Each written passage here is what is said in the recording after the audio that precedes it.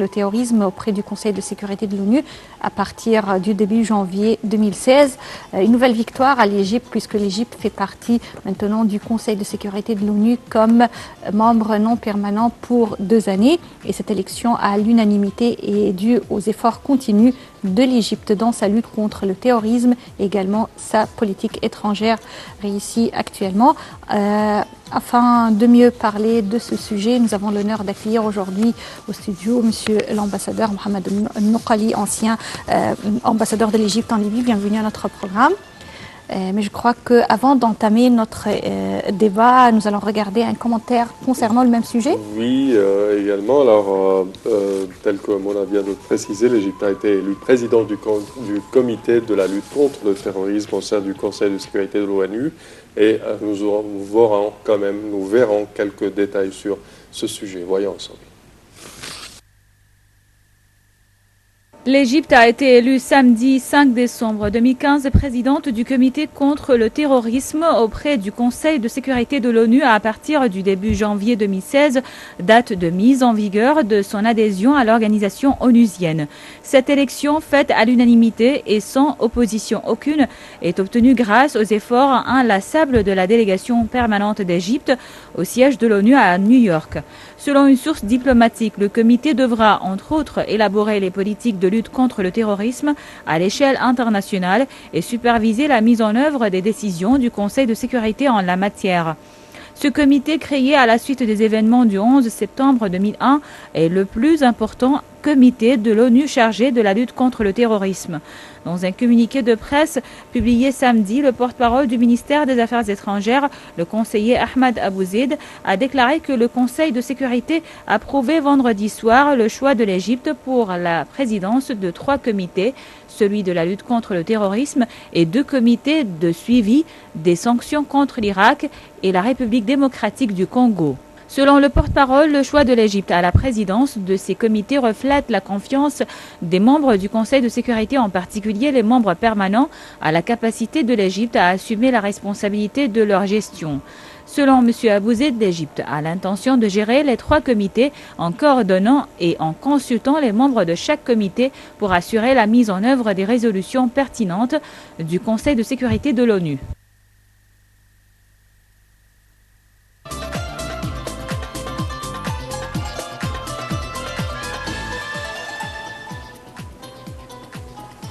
Alors, Monsieur l'ambassadeur, si on parle de ce comité de la lutte contre le terrorisme et du rôle,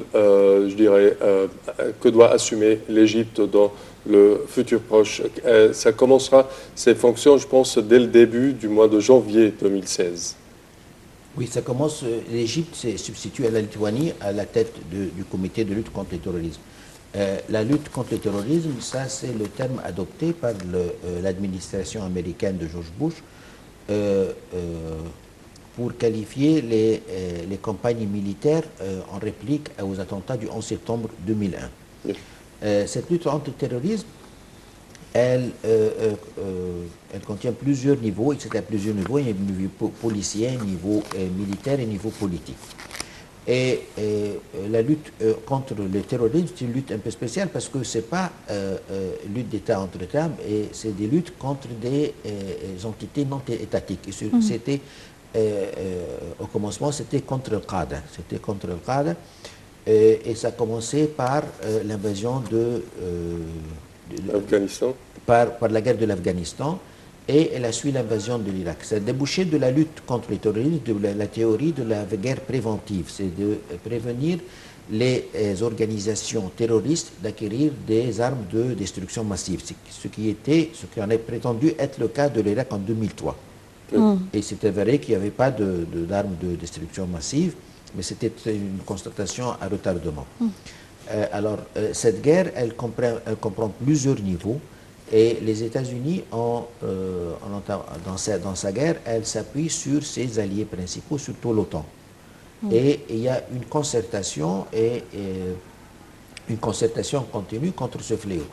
Et il y avait, de 2002 à 2009, il a existé ce qu'on appelle organisme, l'Alliance de la base. L'Alliance de la base, c'était une alliance entre la DGSE, c'est la Direction de sécurité extérieure française, et la CIA. C'était pour avoir un organisme international pour analyser, suivre les mouvements terroristes dans le monde entier. Ça existait entre 2002 et 2009. Et tous les autres services européens étaient invités parce que les États-Unis ont trouvé que la technologie de pointe qu'ils avaient n'était pas suffisante et qu'il y avait des lacunes, il y avait un manque de la connaissance du terrain que les Européens avaient avec leurs expériences dans les guerres terroristes et séparatistes. Et cet organisme a duré de 2002 à 2009 et c'était son objectif principal, c'était de suivre les activités terroristes et le démantèlement des réseaux terroristes, l'arrêt des terroristes. Oui. Et ça a été l'Alliance base, c'était le siège principal, c'était à Paris, et la langue de travail, c'était le français, et le directeur, c'était un général de l'armée française. Oui, alors, comme vous venez de le mentionner, tout a commencé, cette lutte contre le terrorisme, même préventive, a commencé après le 11 septembre 2001.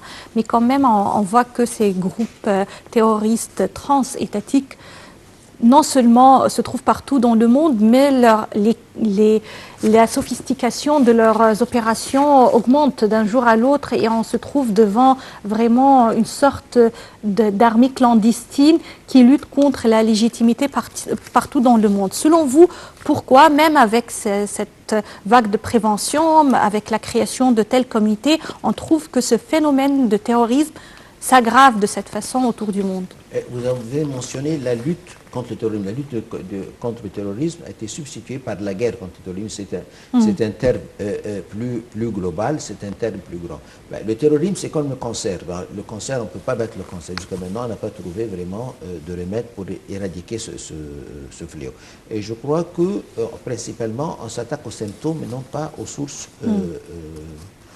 c'est-à-dire aux sources principales du phénomène.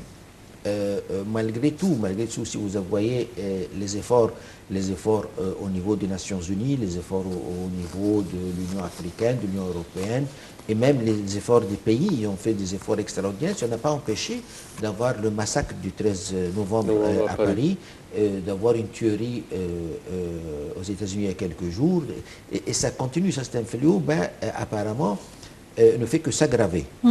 Et quoi qu'on fasse, je crois que jusqu'à maintenant, on n'a pas trouvé vraiment une formule. Il n'y a pas de formule magique pour éradiquer ce fléau, mais il y a une concertation, il y a une accumulation d'expérience qui pourra vraiment être utile à l'éradication. Mais maintenant, ça prend, avant c'était seulement dans le temps de l'Al-Qaïda. L'Al-Qaïda, maintenant, il y a l'État islamique, il y a beaucoup d'autres groupuscules, Boko Haram et autres. Et plus les autres groupuscules, il y a une vingtaine de groupuscules. Chacun a sa doctrine, chacun a sa façon d'agir. Mais le résultat définitif, c'est que ça devient vraiment un danger, une menace, et nul n'est à l'abri.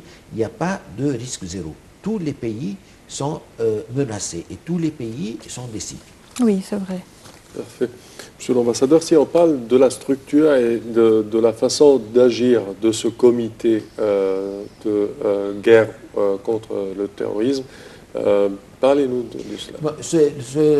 Ce comité, c'est un peu technique parce qu'il y a un comité de direction et puis il y a l'équipe de lutte contre le terrorisme et après ça, il y a le centre de lutte contre le terrorisme. Je veux dire qu'il y a beaucoup de structures états-unisiennes, il y a beaucoup des organisations internationales qui sont dans ce processus et je pourrais vous donner juste une idée parce que c'est vraiment compliqué mais je veux dire qu'à la fin, alors vous avez, il y a d'abord il y a la direction exécutive du comité contre le terrorisme, elle assiste le comité en appliquant les décisions de politique de celui-ci. Alors, le but principal du comité contre le terrorisme, c'est renforcer l'aptitude des pays pour combattre le terrorisme. Alors cela en appliquant beaucoup de mesures, c'est par la coupure des circuits de financement, l'arrêt des suspects, le refuser de donner d'asile aux terroristes ou le refus des moyens de subsistance, l'échange d'informations avec les autres gouvernements. Et puis, ils ont une méthode de travail qui consiste à faire des visites des pays et une assistance technique pour fournir une technologie adéquate pour pouvoir faire cette lutte. Et puis, il y a des rapports nationaux et puis, il y a des leçons pour une meilleure pratique. Et il y a des réunions spéciales. Il y a toujours, tous les 2 ans, il y a la stratégie globale contre le terrorisme. Et ça, ceux qui s'occupent de ça, c'est l'équipe spéciale de lutte contre le terrorisme. Cette équipe, elle a pour but, d'utiliser au mieux l'avantage relatif de chaque entité pour la lutte contre le terrorisme. Je veux dire que, et en plus, il y a aussi le centre des Nations Unies pour la lutte contre le terrorisme. Ça, il y a eu un don de l'Arabie Saoudite de 100 millions de dollars. Ce centre est actuellement au sein des Nations Unies. Le président du centre, c'est l'ambassadeur, le représentant permanent de l'Arabie Saoudite aux Nations Unies, et le directeur exécutif, c'est l'ambassadeur Feldman, qui est le sous-secrétaire pour les affaires politiques. Je veux dire que toutes ces structures n'ont pas vraiment abouti à empêcher, éradiquer ou même affaiblir la portée du terrorisme. Si on voit ce qui s'est passé en France et le 13 novembre et après la Belgique, la panique dans laquelle Bruxelles a vécu. Les menaces également, oui. Je vous dis, la menace elle persiste, il y a toujours des menaces. Maintenant, les menaces, personne n'est à l'abri de ces menaces. Oui. Mais je veux dire que vu ces structures, vu ce comité, tous ces travaux, le centre et tout ça, cela nous implique avec je crois qu'il y a une nouvelle épisode, et que l'Égypte, avec son expérience accumulée, nous on a été cible d'actes terroristes pendant longtemps, et je crois qu'il faut avoir une nouvelle approche, il faut avoir une coordination, surtout avec le Maroc, en ce qui concerne l'Afrique, en ce qui concerne tous les nouveaux groupuscules terroristes en Europe. Il faut essayer d'avoir une nouvelle initiative pour mettre toutes les forces ensemble pour pouvoir, parce qu'avec tous les moyens des États-Unis, des Nations Unies, on n'a pas pu même affaiblir la portée du terrorisme. Oui. Justement, monsieur l'ambassadeur, vous avez mentionné l'Égypte vraiment a une histoire de lutte contre le terrorisme et elle a pu affronter ce terrorisme seule. Sans coalition, sans rien, on l'affronte tout seul depuis longtemps. Alors à présent, choisir l'Égypte à la tête d'un tel comité, ça signifie qu'en fait le monde entier reconnaît le rôle de l'Égypte et également l'expérience, l'expertise de l'Égypte à bien lutter contre le terrorisme. Et à présent, il nous reste une coordination, une harmonie entre tous les pays afin de bien lutter et, comme vous venez de le mentionner, de voir les sources de ce terrorisme et de lutter contre les sources. Alors, selon vous, quoi de neuf l'Égypte va donner à ce comité aujourd'hui afin de bien lutter contre le terrorisme, ce phénomène ardu? Vous avez bien raison, parce que l'Égypte, il y a d'abord la définition du terrorisme. Est-ce que les adolescents palestiniens qui jettent des pierres sont des terroristes? Est-ce que l'utilisation de l'uranium appauvri dans les combats, est-ce que c'est un acte terroriste? Il faut avoir une définition, mais je crois que l'Égypte, avec son expérience, avec sa position stratégique, géographique, elle pourrait avoir une nouvelle vision qui peut, parce qu'il s'est prouvé maintenant par la preuve que toutes les structures sur place ne sont pas vraiment compatibles avec la complexité de la situation. Ils ont été dépassés. Alors, il faut toujours avoir une vision créative, une vision de voir, et la caisse d'outils doit être changée. On doit avoir de nouvelles approches, de nouvelles stratégies. Et je crois que c'est notre mission permanente aux Nations Unies qui s'en occupe. C'est une mission avec la présidence d'un ambassadeur très actif et très dynamique. Et je crois que, mais cela nécessite, est-ce qu'il y a vraiment une volonté de la communauté internationale de lutter contre le terrorisme? Ben, je vous donne un exemple. Il y a, tout le monde est contre Daesh, tout le monde, absolument tout le monde, surtout après les attentats de Paris. attaques de Paris. Bon, pour faire descendre un avion qui fait une attaque à Daesh, est-ce que ça, c'est vraiment... et puis la Turquie, en descendant cet avion-là, ne peut pas réagir sans la concertation avec l'OTAN. Bien sûr, elle est membre de l'OTAN. Bon, est-ce que si on viole l'espace aérien pour 17 secondes, est-ce que cela est une raison d'abattre un avion et de tuer un pilote et de capturer l'autre qui a été libéré après? Est-ce que cela c'est une raison? Est-ce qu'on est vraiment sincère? Est-ce qu'on est vraiment, on dit ce qu'on veut dire? On est vraiment sérieux pour éradiquer ce fléau? Justement, est-ce que vous croyez que tous les États membres de l'ONU sont sincères en ce qui concerne la lutte contre ces groupes terroristes? Parce qu'on voit avec l'attitude de quelques États que ce n'est pas vraiment l'unanimité concernant la lutte contre le terrorisme en ce qui concerne les groupuscules comme Daesh. Je vous dis, jusqu'à maintenant, il n'y a pas un détecteur de sincérité, c'est comme le détecteur de métal. Oui, c'est à travers leur comportement qu'on peut, ou attitude qu'on peut vraiment juger. Il faut passer des paroles aux actes, c'est-à-dire juger aux actes, pas aux paroles. Et cela prouve, quand on descend le Sukhoi, c'est vraiment le Sukhoi russe, c'est vraiment, c'est quelque chose, c'est très grave parce que premièrement, la communauté internationale n'a pas défini qui sont les terroristes. Est-ce que c'est seulement Daesh ou bien c'est Jabhat al-Nusra ou bien qui? Mais quand même, ça c'est un problème à résoudre. Est-ce que vraiment, en descendant cet avion, c'est-à-dire qu'on est contre la destruction de Daesh? Et ça pose un grand point d'interrogation qu'il faut y répondre.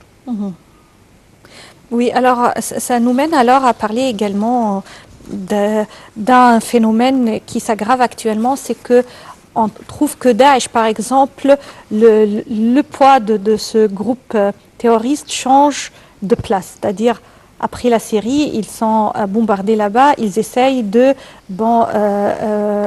se mettre en Libye où il y a un chaos total actuellement. L'Égypte à la tête d'un comité pareil et qui se trouve au milieu de ce phénomène. Qu'est-ce qu'elle peut faire afin d'éradiquer ce phénomène?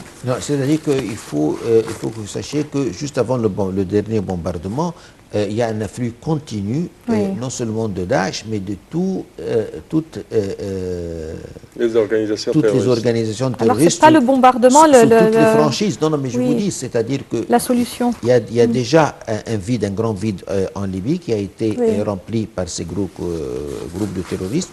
Non seulement les terroristes y viennent, mais aussi il y a des livraisons d'armes continues. Des livraisons d'armes continues. Et ça devient une menace non seulement à l'Égypte, mais surtout parce que ça, c'est la côte sud de la Méditerranée. Entre Tripoli et la première frontière de Schengen, c'est 294 km exactement. C'est 45 minutes par avion.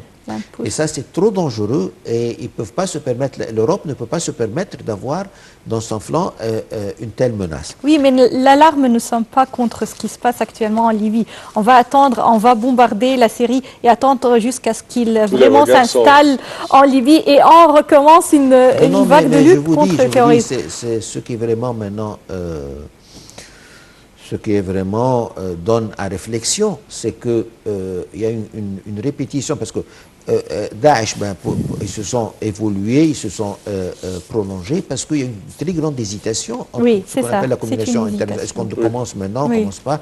Et puis il y avait la France maintenant, elle a commencé à bombarder Daesh en Irak, mais pas en Syrie. Parce que si en bombardant en Syrie, en affaiblissant Daesh en Syrie, et ça va renforcer le régime syrien de Bachar el-Assad.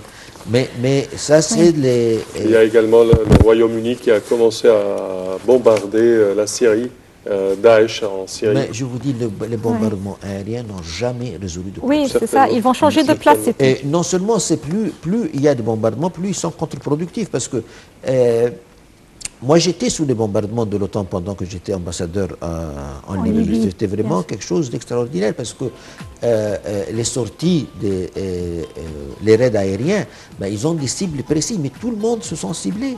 Il y a toujours des dégâts collatéraux qu'on peut pas éviter.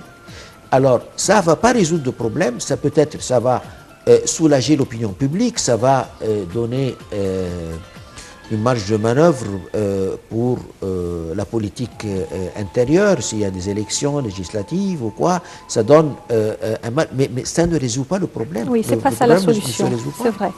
Alors, monsieur l'ambassadeur Mohamed El Nouqali, vous êtes ancien ambassadeur de l'Égypte en Libye. Je crois que le sujet a besoin d'être beaucoup plus détaillé. On vous remercie infiniment pour ces informations et je crois qu'on va continuer à l'aborder au cours d'autres éditions de notre programme. Merci bien d'être parmi nous. Et Sameh, c'est ainsi qu'on termine cette édition. Oui, merci Mona, monsieur l'ambassadeur, chers téléspectateurs. Nous vous remercions également pour votre attention et pour votre fidélité. Nous vous souhaitons toujours de passer les moments les plus agréables sur la LTV International. Au revoir.